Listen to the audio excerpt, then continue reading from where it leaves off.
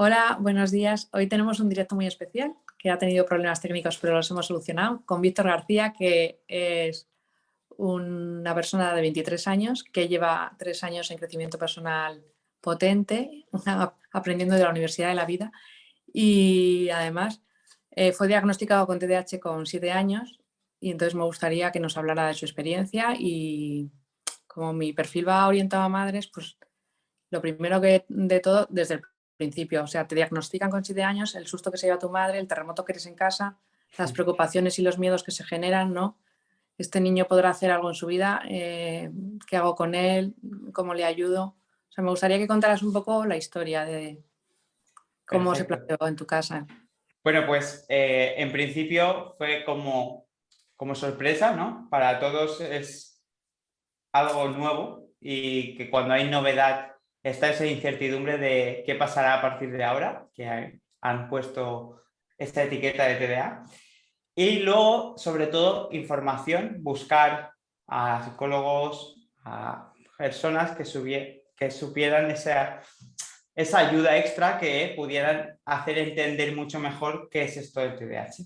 ¿Qué pasa? Que he pasado por varios psicólogos, he pasado por distintos sitios que los cuales han intentado aportar esa herramienta para ayudar y mejorar lo que es el reencaminar, ¿no? Porque buscamos es refocalizar esa atención para que sacarle partido y que no haya esa impulsividad, ese nerviosismo, esa querer llamar la atención para liberar dopamina, que esto es algo que luego hablamos, pero sobre todo es eso, han hecho todo lo posible para hacer un cambio y que ese TDA no afectara. ¿Qué pasa? Que hasta los 21 esa etiqueta me ha perseguido por todos los sitios, o sea, estudios, cuando iba al instituto suspendía algo, yo mismo achacaba ese suceso a la etiqueta, por eso el título del directo es déficit o característica. Y a los 2021, cuando ya nos encerraron, cuarentena, es una época de reflexión, la cual dejo de mirar hacia afuera y empiezo a mirar hacia adentro. Y noto que todos esos vacíos de autoestima, autoimagen, creencias, empoderamiento, todo estaba como muy hondo y no había trabajado nunca en ello. Reflexión que saco, por mucho que queramos ayudar a una persona, brindándole psicólogos, el mejor material, todo, si no está en esa persona el deseo de cambiar y mejorar, muy difícilmente lo va a hacer, porque también tiene que ser voluntario, ¿no? El cambio, por eso digo yo, el cambio empieza en ti. Lo que sí que se puede es inspirar un cambio, que es lo que a mí me pasó, y es que conocí a una persona que me inspiró un cambio y me dio el clic que necesitaba, que nada más fue decirme, ¿hasta cuándo vas a seguir diciendo que no puedes porque tienes TDAH? ¿Hasta cuándo? Cuando quites ese freno que tú mismo te has impuesto, no vas a continuar hasta que tú no decidas dejar atrás eso, que nada más es una etiqueta que te han impuesto. Claro, me hizo pensar. ¿Y tú crees que eso se puede hacer también con niños más pequeños? O sea, por 7 años, 8 años, ¿también le puedes ayudar a quitar esa etiqueta? Porque dices, bueno, con 20 años ya tienes una capacidad reflexiva. La cuestión es que la etiqueta Mm. es una influencia continua. El entorno nos condiciona. O sea, si ahora tú le dices, no, no tienes nada, esa etiqueta te la han impuesto, pero no significa nada. Y de repente viene el psicólogo y dice, vamos a hacer un proceso especial porque tienes TDAH. Luego el médico viene y te dice, vamos a darle una medicación porque tienes TDAH. Luego el entorno viene y te dice, claro, estamos formando la personalidad a través de lo que vemos, escuchamos y la gente percibe de nosotros y nuestra propia personalidad. Todo ello va generando esos contextos, va generando a la persona. Por eso no es tan importante solamente cambiar a decirle, no, no sirve de nada que digas que la etiqueta te funciona o no, sino el entorno. O sea que es un trabajo que ahora mismo es muy laborioso porque no sería cambiar a una persona, habría que cambiar un sistema entero. La recomendación siempre se empieza desde casa y desde el colegio, haciendo esas aportaciones que, como bien tú estás influenciando positivamente y ese granito va calando, porque los profesores es la influencia directa que luego comentaré, pero sí, pueden ayudar mucho en este cambio. Claro, porque a las madres también les preocupa, aparte, o sea, el desarrollo académico, o sea, decir, van a ser capaces de llevar una educación superior o qué va a poder ser, qué va a pasar de mi hijo, ¿no? O sea, ese miedo sí que lo tienes. Pero Sí. claro, el niño es más movido de lo normal, o sea, es parte de una realidad que está ahí. Entonces, es verdad que todo el entorno te dice, es un TDAH, es un TDAH. Entonces, ¿habría que cambiar el lenguaje también? Mira, los niños de por sí, por naturaleza, se tienen que mover. Sí, Somos energía, nos tenemos que estar en movimiento para que el cuerpo también pues fluya correctamente y no podemos estar con un niño 8 horas sentado en una silla, no es antinatural también. Hay que entender esto. ¿Y qué pasa? Que como el TDAH se caracteriza por que tienes un poco más de impulsividad, de energía y se denota más el movimiento, pues es más difícil tenerle sentado en la silla más tiempo. Por eso es como que se sale del estándar y es más difícil de controlar eso. Así que hay varias formas de verlo. Es o que no encaja en el modelo que está, que es el de te siento aquí y te impongo materia y cosas que a lo mejor no te motivan y tampoco hay para individualizar y hacer que te motive porque necesitas un seguimiento. O la otra es, pues te cambiamos de clase y te ponemos separado. También, ¿cuál es mejor?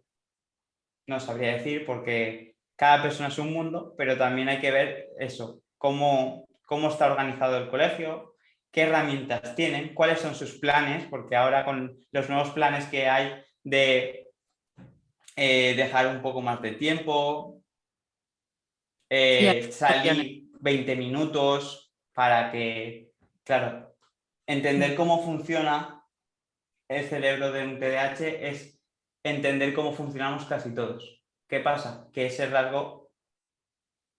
No me gusta hablar de TDAH porque en sí es una característica, yo lo digo como tal, que a lo mejor las personas que dicen que son neurotípicas, que es lo normal, son capaces de estar sentados, aprender lo que le ponen delante, luego hacer un examen, sacar altas notas.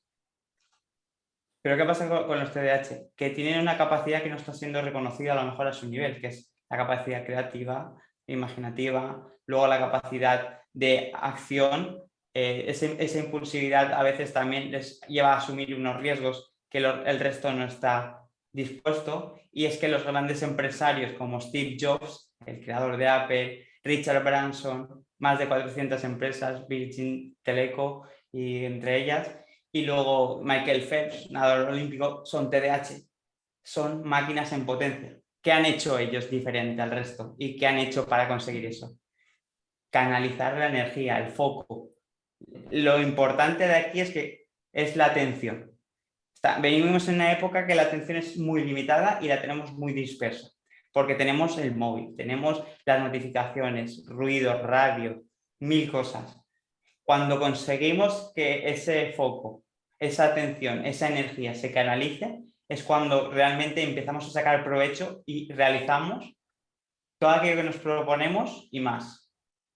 Pero falta motivación, falta ese trato que se está ahora modificando el sistema paso a paso y entre todos estamos haciendo que sea mejor. Pero desde mi punto de vista es un proceso.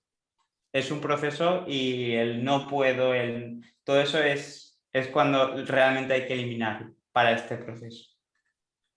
No sé ¿Y tú si... has conseguido estudiar? O sea, ¿qué formación has tenido para dar un caso real? O sea, yo Vale, estoy...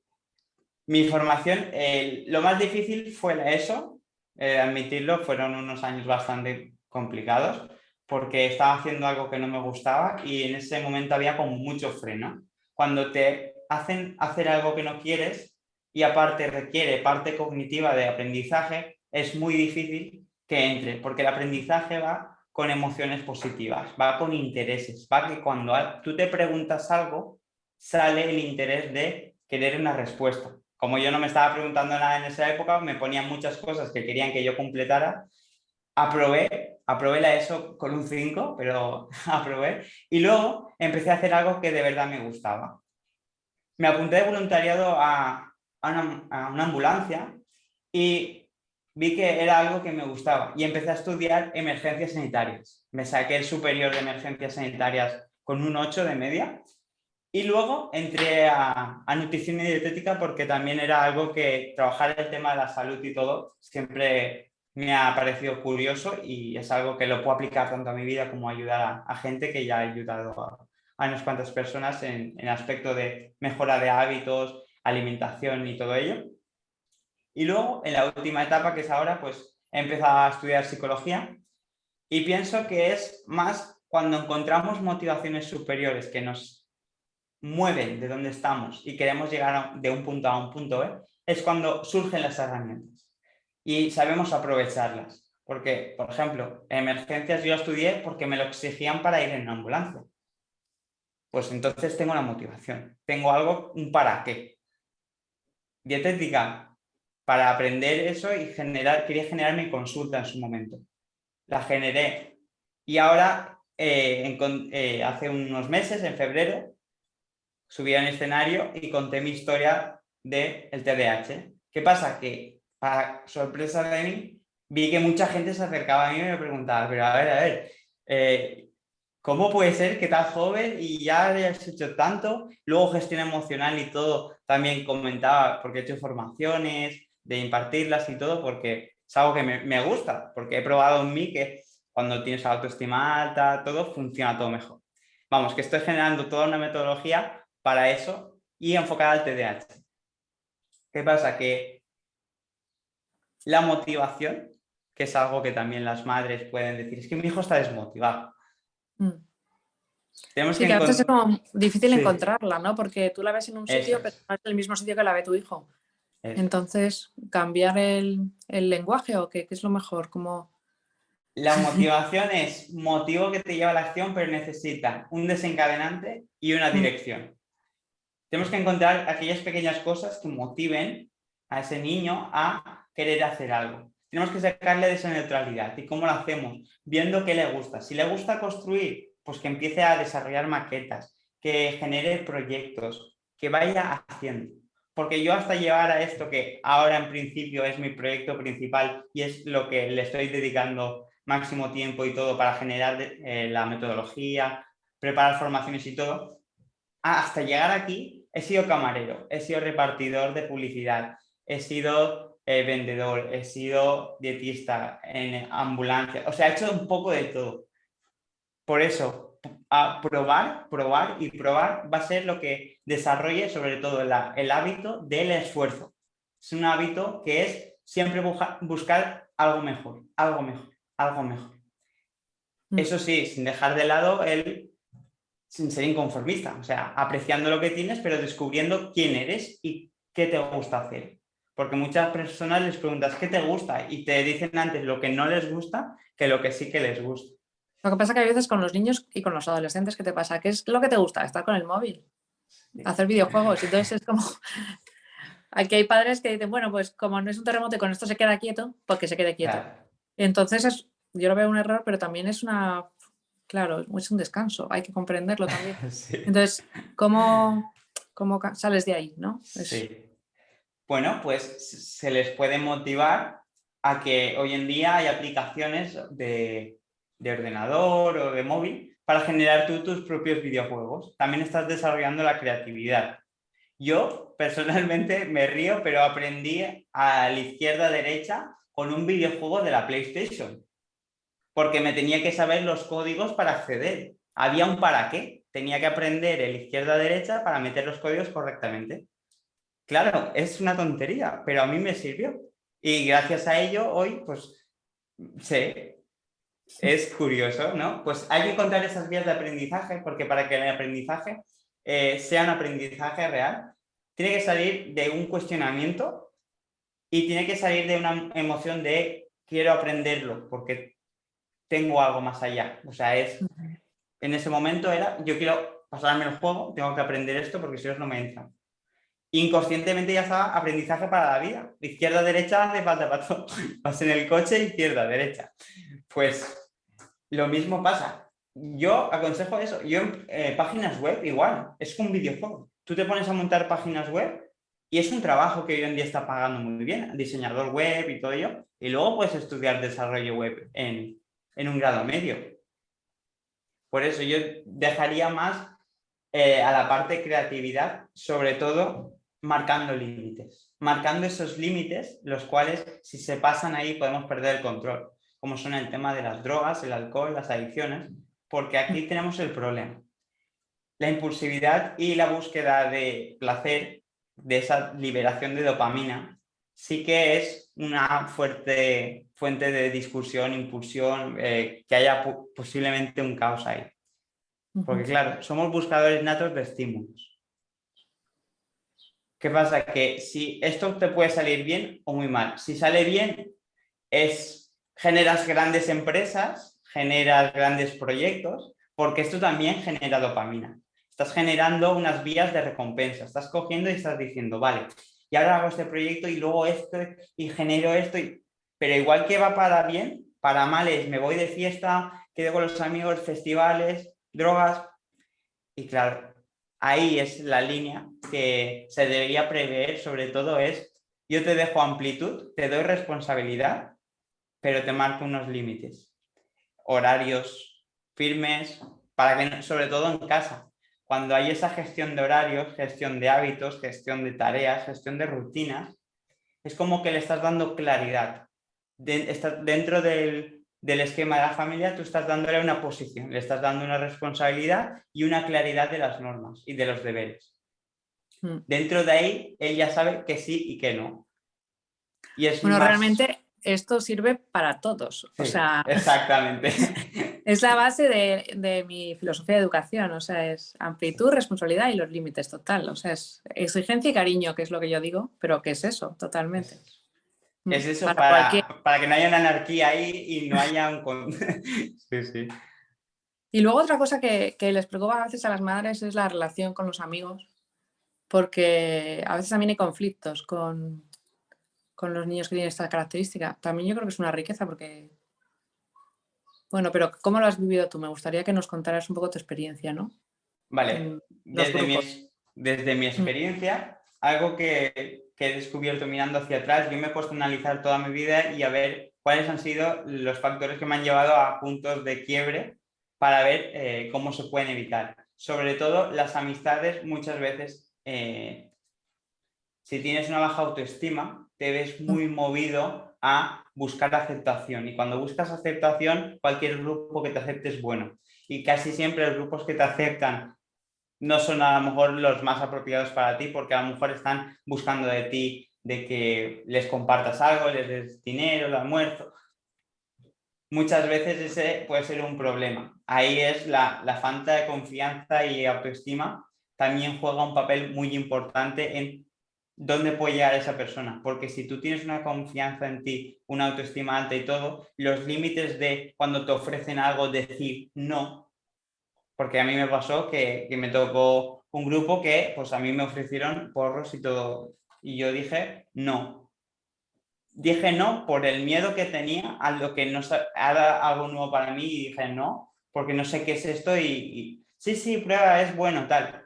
Y al final ahí me creó una visión negativa hacia ese grupo, ¿no? Pero porque no tenía autoestima, pero tenía el respeto de decir, no quiero hacer cosas que se salgan de lo que me han dicho, porque en casa siempre me han educado súper bien en cuidado con la gente que te juntas, las influencias, puede pasar esto, y yo veía con la gente que a veces pues salían de fiestas borrachos por el suelo y digo, yo eso no lo quiero.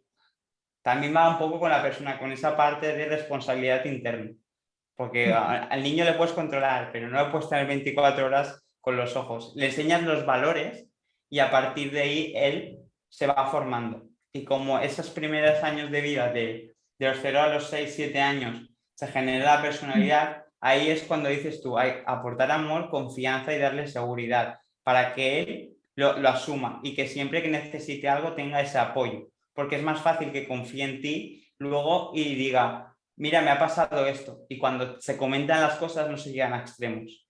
porque muchas veces si no hay esa confianza con los padres, con los profesores, es cuando se guardan las cosas por el miedo a represalias. Y ahí es cuando se vuelven las situaciones más difíciles, porque cuando te das cuenta ya es pues una situación de policía, de que ya haya drogas de por medio y situaciones bastante adversas. Bueno, pero hay que dar un poco de esperanza que todo se puede cambiar, ¿no? O sea, Sí, que exacto. con el trabajo. Exacto. O sea, tú como tienes también un proyecto, a mí me gustaría que contactaran también contigo los padres que tienen niños con TDAH, porque les ayudas de forma súper eficaz, ¿no? O sea, cuéntanos un poco en lo que estás trabajando ahora. Estoy trabajando ahora en una metodología la cual cubra todas las áreas, porque me he dado cuenta que si tú buscas cambiar tus resultados a nivel académico, por ejemplo, primero tienes que tener una buena gestión emocional, tienes que saber también cómo gestionar tu productividad, la organización y entender qué es, porque muchas veces nos han dicho productividad es hacer más en menos tiempo. No, espera, es hacer lo importante con metodología, con una paso a paso que te lleve a reducir tiempo de, hago ley de Pareto, que el 20% de las cosas que me den el 80% de los resultados, también me enfoco en lo que realmente a largo plazo, a corto plazo y a medio plazo, y genero sobre todo, eliminar distracciones y todo lo que me resta. Eso es lo más importante. Pero bueno, lo que busco yo con este proyecto es un elevar de conciencia, que es básicamente entender el potencial que llevamos dentro, trabajar las áreas de la autoestima, la autoimagen, comunicación, porque es muy importante también saber expresar lo que sentimos para hacer que las personas nos puedan ayudar. Primero tenemos que saber nosotros detectarnos a nosotros y analizarnos como una empresa, saber qué áreas son las que actualmente estoy fallando y al comunicarlo se pueden coger las herramientas. Sobre todo es eso, claridad mental, desapegarse de la etiqueta, que es algo que a mí me ha costado mucho y cuando lo he entendido he soltado una mochila realmente porque ha sido un gran peso que me he quitado encima. Sobre todo, y enseñar a tomar el 100% de la responsabilidad de todo. Esto es algo que pesa mucho, pero te da mucha libertad, porque cuando sabes que todo depende de ti, entonces empiezas a cambiarlo. Mientras sigas dejando que los factores de fuera, como los profesores, me tienen manía. Lo he vivido, lo he hecho. Los exámenes es que eran muy difíciles y era imposible. Yo sé cuáles son las excusas porque yo he sido el primero en ponerlas todo el rato. Y luego he entendido que mientras más excusas se ponen, más difícil es que tú avances, porque tú mismo te estás frenando el proceso de aprendizaje. Yo prefiero ahora fallar más rápido y aprender, fallar y aprender, porque también, ¿qué es fracasar? ¿Qué es fallar? Pues nada más que no has aplicado bien algo y de ese fracaso sacas un aprendizaje, otro aprendizaje. Y así, es que en la escuela nos han enseñado que fallar es malo, que copiar es malo también. Copiar es malo, depende. Si modelas a personas que están consiguiendo grandes resultados y te inspiras para tú ser esa persona, es bueno, ¿no? Así que estoy aún desarrollando el proyecto, pero está en marcha para hacer la metodología. Pero bueno, que pueden contactar contigo y tener tu ayuda Eso es. a través de las redes y lo pondremos, a ver cuándo podemos colgar el directo. Yo siempre me gusta hacer un regalo con un sorteo en la semana, entonces en la medida que se pueda haremos eso, pues una asesoría contigo de media hora si se puede, quien tenga Sí, una duda, o alguno de eso los es. infoproductos que tengo yo a elegir entre los dos. Y Oh. quería darte las gracias por este tiempo, tampoco tenemos mucho más y me gustaría eso, aplazarlo para otro momento en el que Instagram vaya fenomenal y Eso es.